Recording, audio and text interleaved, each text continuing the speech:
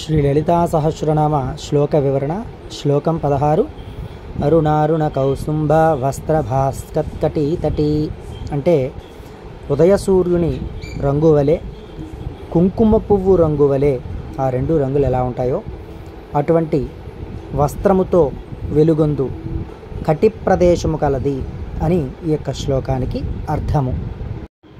రత్నకింకిణికారమ్య రసనాధామభూషిత అంటే రత్నములతో కూడిన చిరుగంటలతో అందమైన వడ్డానపు త్రాటి చేత అలంకరింపబడినది అని ఈ 16వ శ్లోకానికి అర్థము. తదుపరి శ్లోకము మరి ఒక వీడియోలో చెప్పుకుందాం. ఛానల్ లైక్ చేయండి. 10 మందికి యొక్క సమాచారాన్ని అందజేసే విధంగా ఛానల్ సబ్స్క్రైబ్ చేసుకోండి, షేర్ చేయండి. మరి ఒక వీడియోలో కలుద్దాం. స్వస్తి.